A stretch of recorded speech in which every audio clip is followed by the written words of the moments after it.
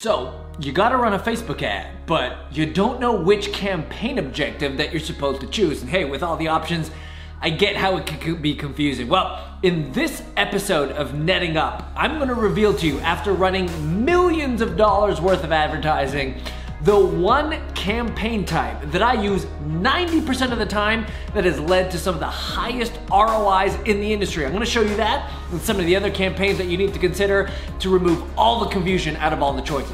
Let's get at it.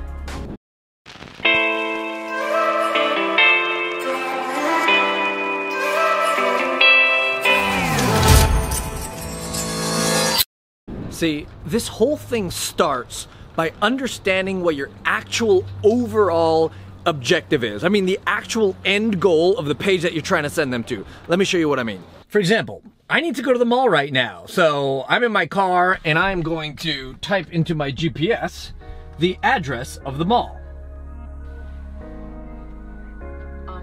There we go. The fastest route from where I am to where I need to be without any detours. The fastest, most effective route to get there. And that's, my friends, what it's like when running your campaigns or selecting your campaigns. You need to think about the fastest, most direct route that you need to take, or the objective that you're trying to have on the page or the destination where you're sending your traffic to.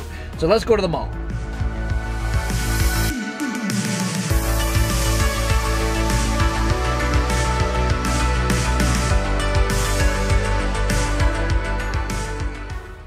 Then when we get to the mall, we don't want to walk just aimlessly and window shop not knowing where we're going. We actually want to go to the exact destination that we need to get to. We gotta get a pair of new shorts for Krav Maga, and Lululemon's got the best of them. All right, well, no luck at Lulu, but let's try one other spot for something else I need while we're here. I'm bathing in sunshine, lost in space, waiting for your sign to set me straight. Where do I go from here? When will this road sink in? I'm bathing in sunshine.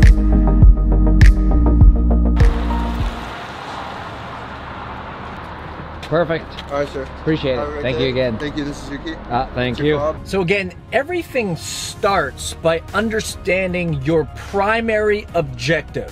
When you get that click and send them over to the destination page, what is the primary goal? Once you determine that, then selecting your campaign objectives are super easy, and that's why I only use primarily one objective and sometimes another with a couple of shots and a couple more. But of the all 14 objectives, I'm only using one, maybe two, and in a couple of cases using a couple more. Let me tell you what those are. So it's really easy to be confused because obviously Facebook gives us 10 or more different options, at least at the time of this recording. Now, for the sake of saving us time on this video, I am not going to go over all of these right now, but let me show you the primary one that I use specifically. If you're in any form of direct response marketing, it should be the one that you use. And then also a couple of others that are worth considering.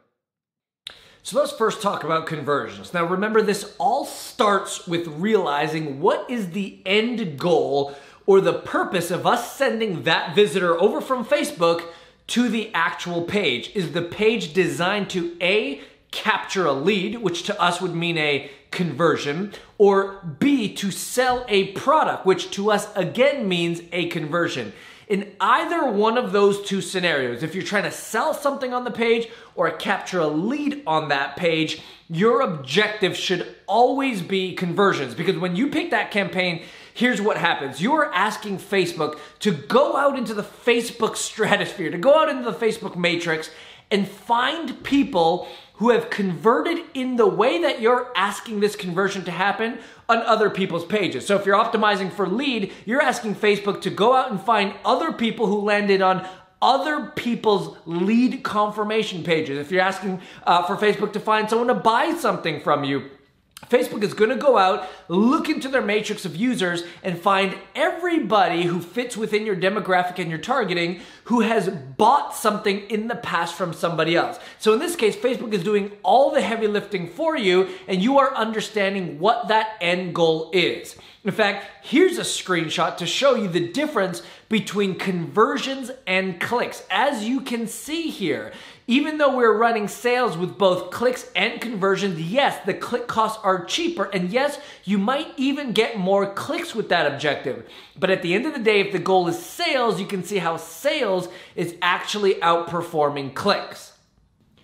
So then what about clicks? Well, clicks are ideally used for when you want to get someone to a page in order for them ideally to read content.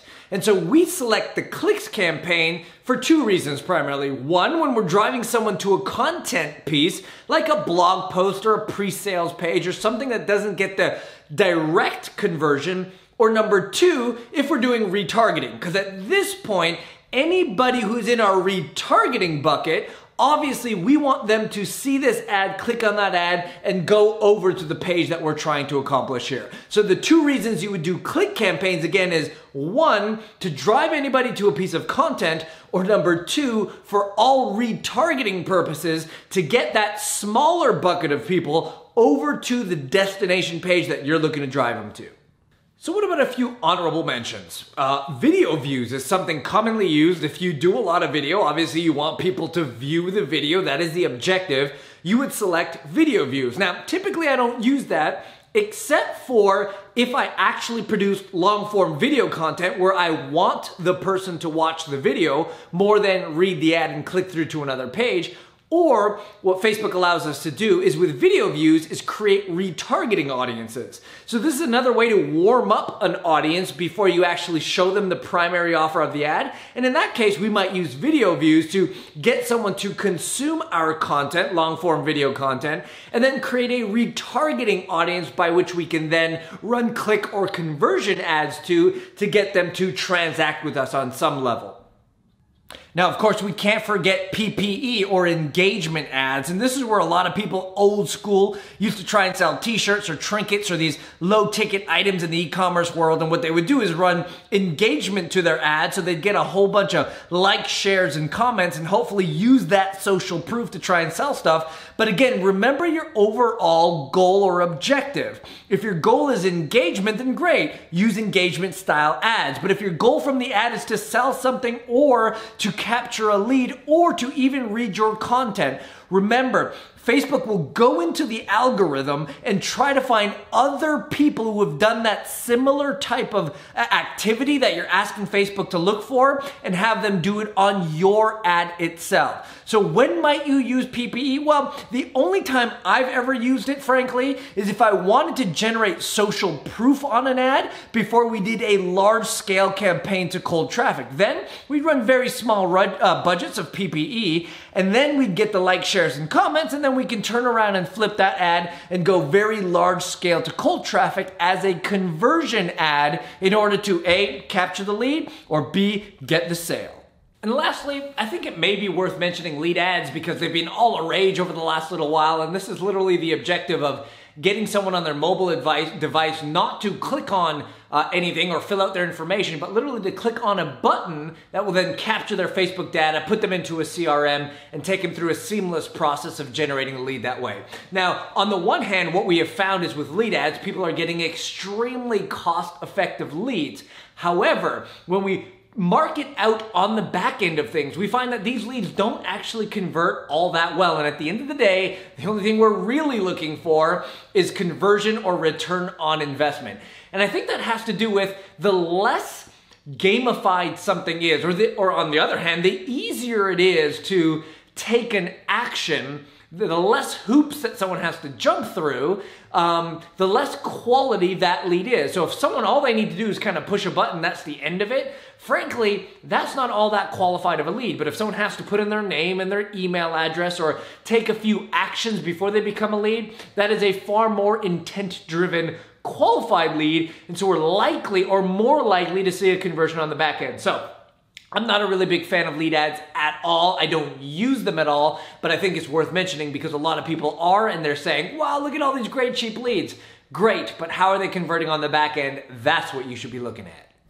So there are in fact 10 plus campaign objectives that you can select from the next time you are considering running a Facebook ad. But if you're like me, and your goal is conversions, and your goal is either to sell something or to generate a lead, which it should be if you are in the direct response marketing sphere, then there's only really one major campaign objective that you should be looking at, which is conversions. And then for retargeting or driving people to content to warm them up or something like that, then you might be able to consider click campaigns, maybe some video view campaigns, and at the very, very bottom, if you just need an ego boost and get a couple of social proof on your ad, you can consider engagement ads. Other than that, I really wouldn't bother touching too many if you're in this particular scenario. Of course, if you're in a different scenario, that might be a little bit different, but there you have it.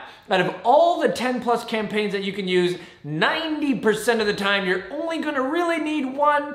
And I promise you, if you start deploying that strategy in your business, you will then see an exponentially increased and accelerated results in your Facebook campaigns, barring you have good ad copy, good targeting, and a good overall funnel. I hope that was helpful for you. If it was, go ahead and smash that subscribe button. I really look forward to getting these videos out to you every week. So that's it for this week. Have a good one, and I'll see you on the other side.